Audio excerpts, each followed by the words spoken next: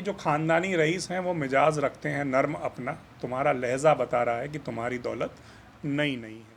एक आदमी है जिसके 1 लाख रुपए महीने की तनख्वाह है या 2 लाख रुपए महीने की जिसकी तनख्वाह है, अच्छी नौकरी है, सब कुछ है, बढ़िया घर है और उसके बैंक अकाउंट में भी 20 लाख रुपए, bank account, equity, mutual fund सब मिला के 20 लाख रुपए उसके पड़े हुए हैं। एक और आदमी है जिसको 25,000 रुपये महीना मिलता है, 25,000 रुपये महीना वो कमा लेता है किराए विराए से आते हुए जैसे भी, और उसकी जो प्रॉपर्टी है उसकी कीमत 1 करोड़ रुपये है। तो ज़्यादा अमीर कौन हुआ, ज़्यादा पैसे वाला कौन हुआ? असल में ये दोनों चीज़ें अलग अलग है। पैसे वाला होना और अमीर होना, या कहें कि रईस होना एक अलग चीज़ है और पैसे वाला होना एक अलग चीज़ है। अंग्रेज़ी में इसके लिए रिच और वेल्दी शब्द इस्तेमाल होता है। दोनों चीज़ों के अपने फ़ायदे हैं, दोनों चीज़ों के अपने नुकसान हैं। दोनों तरह के लोगों को अपनी अपनी बातें ध्यान में रखनी चाहिए। तो क्या है ये अंतर और क्यों आपको ये समझना चाहिए, जब हम इसी पे बात कर रहे हैं? तो सबसे पहला जो सिनेरियो है कि 12 लाख रुपए मान लेते हैं आप साल में कमा रहे हैं, यानी 1 लाख रुपए महीना कमा रहे हैं। आपकी पिछली जनरेशन जो थी वो इतना नहीं कमाती थी, वो एक बहुत हम्बल बैकग्राउंड से आते थे, बहुत पैसा नहीं था उनके पास, लेकिन आप अपेक्षाकृत ज़्यादा रुपए कमा रहे हैं और आपने एक दिल्ली नोएडा के उस पर फ्लैट भी ले रखा है, आपने कार भी ले रखा है, आपके पिताजी स्कूटर से चला करते थे। आप पैसे वाले बन गए हैं, आप अमीर बन गए हैं, आपके पास पैसा आ गया है। लेकिन इसमें कुछ समस्याएं होती हैं, इनको न्यू मनी पीपल बोलते हैं, और ये किसी भी लेवल तक जा सकते हैं। कोई खिलाड़ी जो है, विराट कोहली, महेंद्र सिंह धोनी, इन, और अगर इंडस्ट्रियलिस्ट एंटरप्रेन्योर्स की बात करें तो आप जेफ बेजोस और बिल गेट्स और मार्क ज़करबर्ग को भी ले सकते हैं, इन्फ्लुएंसर्स को ले सकते हैं, फिल्म स्टार्स को ले सकते हैं, नॉट नेपोटिज्म किड्स, किसी को भी ले सकते हैं जिन्होंने स्ट्रगल किया, कुछ बड़ा हासिल किया और बहुत सारा पैसा कमाया। ये लोग पैसे वाले हैं, अमीर हैं। लेकिन इनके साथ अच्छी बात क्या होती है, इनकी जो इनकम स्ट्रीम होती है वो बहुत हाई होती है। बुरी बात क्या होती है, आप शुरुआत में अपना बेस बनाने के लिए आप बहुत सारा पैसा खर्च कर देते हैं। जैसे आपकी नई नौकरी लगेगी एक बड़ी कंपनी में, तो सबसे पहले आप ढंग के कपड़े खरीदेंगे, आपको नई वार्डरोब चाहिए होगी ऑफिस के हिसाब से, आप फिर वार्डरोब के साथ मैच करते हुए कपड़े के साथ जूते भी खरीदेंगे, फिर आप महंगी घड़ियों का शौक पाल लेंगे, उसके बाद आप एक गाड़ी खरीदेंगे, आपको लगेगा आपको अब आपके पास इतना पैसा आ गया, आपको गाड़ी से तो ऑफिस जाना ही चाहिए, आपको और दुनिया भर की चीज़ें करनी चाहिए, ये वो दुनिया भर का, मतलब खूब दिखावा करेंगे, ब्रांड्स, गुची, अरमानी, दोस्तों को दिखाएंगे, देख इतनी सैलरी आ गई कि अब आईफोन 13 लेटेस्ट आईफोन तुरंत खरीदने लगता हूँ। ये आपके लिए शो ऑफ होगा, ये होगा नया पैसा। पुराने पैसे वाले लोगों की बात करें, उनके पास इनकम जनरेटिंग एसेट्स होते हैं। कैसे?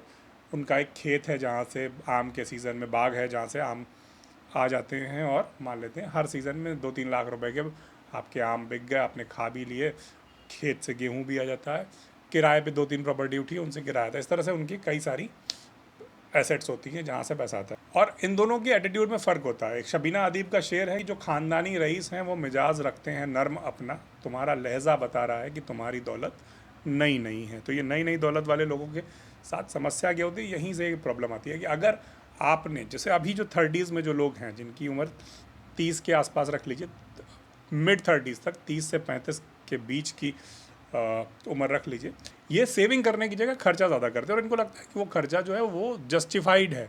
जैसे आप लेवरेज पर घर लेंगे और मान लीजिए कि आपने अपनी सैलरी का 50%, 60% EMI पर दे दिया घर में, आपकी सेविंग्स नहीं के बराबर है। तो जब आप काम करना बंद करेंगे या बंद करना चाहेंगे, आपको मजबूरी बंद करना पड़ेगा, तो आपके पास एक बड़ा सा घर तो होगा, लेकिन उसको मेंटेन करने के लिए शायद उतनी इनकम स्ट्रीम्स ना हो। इसके अलावा बड़े बड़े ब्रांड्स में आप इन्वेस्ट करते हैं, आप हो सकता है एक राडो या रोलेक्स की घड़ी खरीद लें, या आप नाइकी के जूते खरीद लें, या आप सोने के गहने खरीद लें बहुत सारे। ये सारी चीज़ें जैसे ही आपने खरीद ली, ये एसेट नहीं रही, ये एसेट नहीं रहती हैं, ये रेवेन्यू जनरेट करने वाली एसेट नहीं होती हैं। जैसे आपके पास सोने के गहने या डायमंड के ज्वेलरी या घड़ियाँ हो, इनसे रेवेन्यू नहीं जनरेट होगा। हो सकता है आपके दिमाग में रहे कि सोने की कीमत बढ़ गई तो आपके गहनों की कीमत भी बढ़ रही है, बेचना होगा तो बेच देंगे, लेकिन आप बेचने जाएंगे तो वो आपके लिए तो इमोशनली बहुत शॉकिंग चीज़ होगी कि अब ये नौबत आ गई है कि आपको गहने बेच के काम चलाना पड़ता है, ये नौबत आ गई कि घर की चीज़ें बिक गई। वो बहुत ही ड्रास्टिक, बहुत ही बुरा एक्सपीरियंस होता है। तो एक ये पहलू है। दूसरी तरफ जो बड़े अमीर लोग हैं जिनको ख़ानदानी दौलत मिलती है, मान लीजिए उनके पास सबसे बड़ी चीज़ जो है, सबसे बड़ी बात है वो होती है उनका नेटवर्क, उनके कनेक्शन, उनकी इज्जत। उदाहरण के लिए आप रतन टाटा और गौतम अडानी का उदाहरण ले सकते हैं। नो डाउट रतन टाटा की इज्जत भारत में कम से कम बहुत ज़्यादा है गौतम अडानी की तुलना में, जबकि पैसा गौतम अडानी के पास ज़्यादा है। वही अगर आप अपने शहर में, अपने इलाके में देखेंगे तो पुराने जो सेठ होते थे, व्यापारी होते थे, जिनकी दुकानें होती हैं, जो पुराने डॉक्टर हैं 2-3 पीढ़ी से, पुराने टीचर्स हैं, प्रिंसिपल जो थे एक पीढ़ी पहले, उनकी बड़ी इज्जत होती है। उनके पास रेवेन्यू स्ट्रीम तो होती है कि उन्होंने घर बनवाया, किराए पे उठा दिया, दुकानें बनवाई, किराए पे उठा दी, उनकी दुकान चल रही है, पैसा आ रहा है। लेकिन उनके नेटवर्क बहुत सारे होते हैं, उनका बहुत सारा काम होता है कि आप बीमार पड़े, डॉक्टर साहब आपके स्टूडेंट हैं, आप प्रिंसिपल थे, आपका इलाज सस्ते में हो गया, या उन्होंने फ़ोन कर दिया अरे ये काम है। तो जो पुराने रईस लोग हैं वो पहली चीज़ तो आपको दिखेगा ब्रांड्स और उसमें कम जाते हैं, आपको ज़्यादा हैवी ब्रांड्स और उस तरह की चीज़ों में, दिखावे वाली चीज़ों में खर्च करते कम दिखेंगे। ऐसा नहीं है कि वो ख़राब चीज़ें पहनते हैं, सस्ती चीज़ें पहनते हैं, ये कतई नहीं करें। उनकी चीज़ें महंगी हो, जैसे उदाहरण के लिए सोनिया गांधी देख लीजिए, वो जब वो 3-4 पीढ़ियों से उनके नेहरू परिवार हमेशा से बहुत पैसे वाला रहा है, तो उनकी साड़ियाँ, उनके जो पर्स होते हैं वो बहुत महंगे होते हैं, बहुत महंगी कपड़े की चीज़ें होती हैं। या वृंदा करात देख लीजिए, उनके पास भी पहले से काफ़ी पैसा है, तो लेकिन वो उस पर कोई ब्रांड नेम नहीं दिखता, उसमें कोई टैग नहीं लगा होता, उसमें किसी बड़े ब्रांड का नाम नहीं लगा होता। तो ये एक बड़ा फ़र्क है। दूसरी चीज़ चैरिटी की बात करते हैं, अगर आप देखेंगे पुराने सेठ या रतन टाटा ग्रुप को देख लीजिए, बिरलास को देख लीजिए, ये लोग चैरिटी में बहुत सारा पैसा खर्च करते हैं। बहुत सारे institute, Tata institute of sciences, इस तरह की बहुत सारी चीज़ें चली। छोटे लेवल पे आप देखेंगे कि वो फलाने सेठ थे, उन्होंने यहाँ पर प्याऊ लगवा दिया था, उनकी बनवाई हुई धर्मशाला है, तो ये हमेशा से चलता रहता है। दोनों चीज़ें अच्छी बुरी क्या है कि जो पुराने रईस होते हैं, कई बार उनकी जो औलादे होती हैं, उनको लगता है हमारे बाप दादे इतनी संपत्ति छोड़ के हम क्या करेंगे काम करके, वो कमाना कम कर देते हैं, वो कम कमाते हैं, वो उस पैसे को खर्च ज़्यादा करते हैं, वो उतने लायक नहीं निकलते, और धीरे धीरे उनकी संपत्ति ख़त्म होती जाती है। वहीं जो नए नए अमीर बने होते हैं, कई बार वो इतना ज़्यादा पैसा खर्च कर देते हैं। उदाहरण के लिए जो 1930-40 के दशक के स्टार देखेंगे आप, भगवान दादा, मोतीलाल, जो बॉलीवुड के नए नए हीरो बने थे, वो बहुत सारा पैसा कमाते थे और उन्होंने वो सारा पैसा उड़ा दिया। आखिर में जब फिल्में मिलना बंद हो गई, क्योंकि एक्टर्स का करियर एक समय के बाद बंद हो जाता है चलना, तब फिर वो चौल में जाके रहने लगे और दूध बेचने जैसे काम करने लगे, इस तरह की चीज़ें होने लगी थी।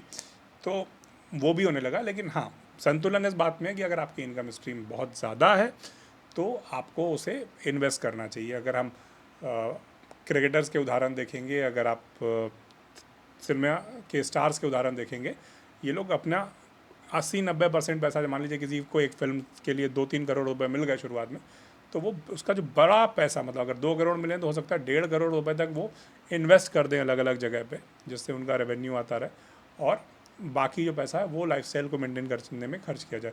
सुशांत सिंह राजपूत की डेथ के बाद आपने देखा होगा, उसमें बहुत सारी चीज़ें आई थी कि उसने बहुत सारी कंपनियाँ खोल रखी थी। जितने भी क्रिकेटर्स हैं वो रेस्टोरेंट खोलते हैं, इसीलिए रियल एस्टेट में इन्वेस्ट करते हैं, बिजनेस में इन्वेस्ट करते हैं, फिल्में प्रोड्यूस करते हैं। तो कुल मिलाकर पैसा कमाना बुरी बात नहीं है, पैसा दोनों तरह से होना अच्छी बात है, और उसको संभाल के रखना और अच्छी बात है। पैसा होना चाहिए और खरा होना चाहिए। आप अमीर बनना चाहेंगे या रईस, आप वेल्दी बनना चाहेंगे या रिच, हमें कमेंट में ज़रूर बताइएगा। देखते रहिए हमारा चैनल। नमस्कार, धन्यवाद।